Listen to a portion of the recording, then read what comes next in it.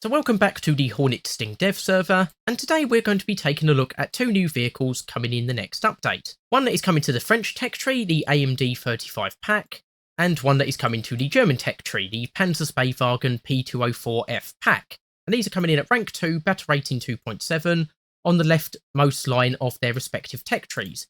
Now these are basically the same vehicle. It's an AMD 35 that the Germans converted to hold a long 50mm gun, so obviously the Germans get it because they converted it, and the French get it because they recaptured it.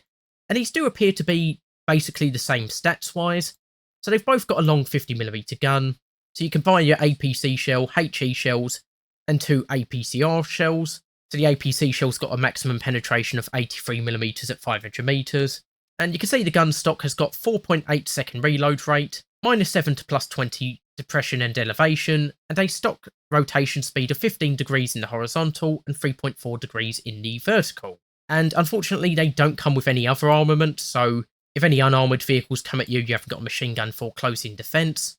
The armour, as to be expected, is not the best in the world, only maxing out at 26mm for the front, though there is some sloping involved at least to maximise protection, and of course the sides and rear of the vehicle are not particularly well protected either.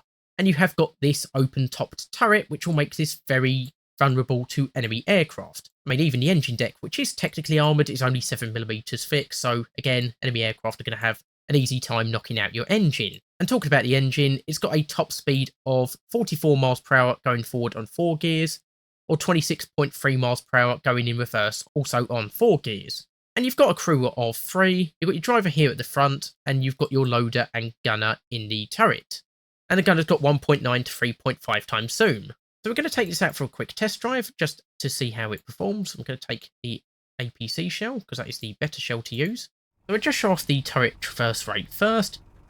And it seems to traverse at a pretty good rate. Seems to be pretty decent speed. I'll take a shot at the Panzer II. Took that in one shot, which is to be expected, this sort of weapon. Then the Panzer IV, took that in one shot, and of course we'll take out this vehicle in one shot. So there we go. And we'll try and get it up to its top speed once we're over the river. We're going to have a cold start from here. A little bit slow to get going then, I thought. But we're up to about 20 miles per hour, so that's a decent speed. Obviously we was just testing out the Harry Hopkins, which had a top speed of 30 miles per hour. Feels like this is a little bit slower to get going, but it is a wheeled vehicle off-road, so that is to be expected. And 30 miles per hour is a pretty good speed, I think, anyway. And we're rapidly approaching our top speed of 44 miles per hour. But like I say, even 30 miles per hour is pretty decent, in my opinion. We'll just test out the braking in a second. Go. We managed to brake it in a few seconds, which is good. And there is the reverse speed. Again, not expecting to reach our top speed in reverse, although we can fire the gun to speed things up if we really want to.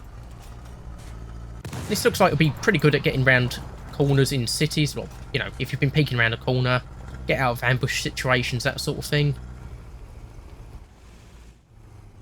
And we'll just see the turning circle of this, because of course we can't turn on the spot because we're not a wheel, because we are a wheeled vehicle even, not a tracked vehicle.